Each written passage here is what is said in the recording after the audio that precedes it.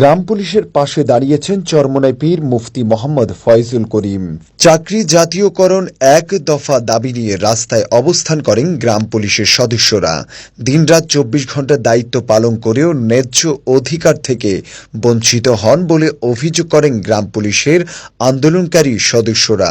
এই দাবি আদায়তে তারা রাজপথে আছেন বলে জানান। রবিবার 8 আগস্ট কাকরাইল মোড় সড়ক অবরোধ করে বিক্ষোভ মিছিল করেছেন গ্রাম পুলিশের সদস্যরা। রাত 9টা পর্যন্ত তারা এ অবস্থান কর্মসূচি পালন করেন। বিকেল 5টায় ইসলামী আন্দোলন বাংলাদেশের নায়েবে আমির মুফতি মোহাম্মদ ফয়জুল করিম গাড়ি নিয়ে যাওয়ার পথে গাড়ি আটকে দেয় গ্রাম পুলিশ।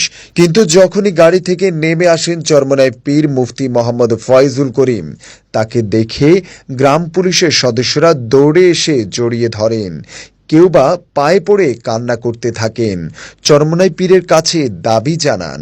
এ সময় মুফতি ফয়জুল করিম বলেন, গ্রাম পুলিশের সদস্যরা ন্যায্য অধিকার নিয়ে দীর্ঘ সময় ধরে আন্দোলন করে যাচ্ছেন। এটি তাদের ন্যায্য দাবি। এছাড়াও তিনি বলেন, ন্যায্য যে দাবি আছে সেই দাবিগুলো মেনে নেন এবং আমাদের গ্রাম পুলিশকে জাতীয়করণের ব্যবস্থা করুন।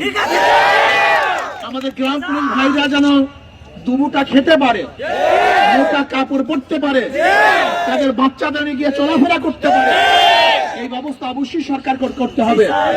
এর জন্য ইনশাআল্লাহ আমি এখানেই নয়, আমি আপনাদের পক্ষে সব জায়গায় আওয়াজ তুলবো, আপনাদের পক্ষে থাকবে ইনশাআল্লাহ এবং ইনশাআল্লাহ আপনাদের দাবির সাথে আমি একত্রতা ঘোষণা করলাম। ইনশাআল্লাহ আমি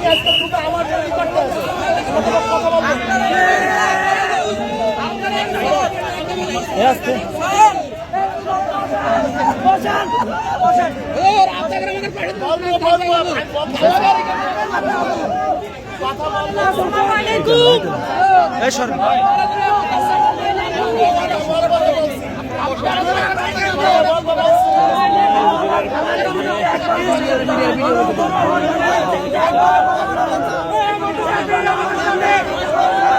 আমার দর্শক দেখতে পাচ্ছেন যে পীর সাহেব চরমোনাই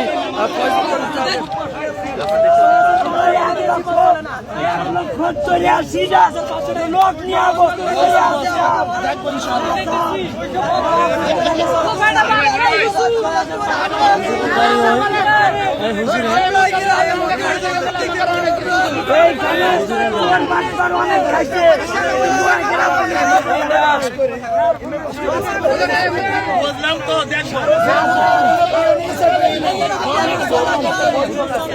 আমার বুঝে গাড়ি চালা দেন,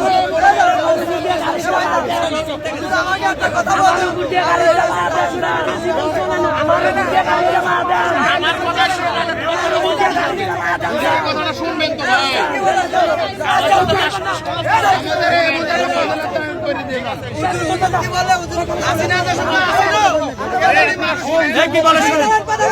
কথা শুনে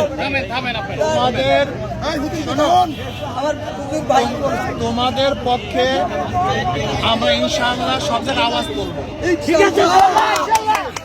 এবং শোনো ইনশাআল্লাহ আমাদের সাথে শীঘ্রই যারা উপদেষ্টা মন্ডলী আছে তাদের সাথে বৈঠক আছে। এই বৈঠকে স্পেসিফিক ভাবে আমরা তোমাদের কথা উল্লেখ করব এবং আমরা বলবো আজকে যে গ্রাম পুলিশদেরকে যেই পরিমাণের বেতন দেওয়া হচ্ছে, এই পরিমাণের বেতন দিয়ে একটা সংসার চলতে পারে না এবং এদের বেতন যেন বাড়ানো হয় এই ব্যাপারে সর্বোচ্চ ইনশাআল্লাহ শুধু বলবই পারবো না এবং তোমাদের পক্ষে ইনশাআল্লাহ আমি ঝাঁপিয়ে পড়বো ইনশাআল্লাহ।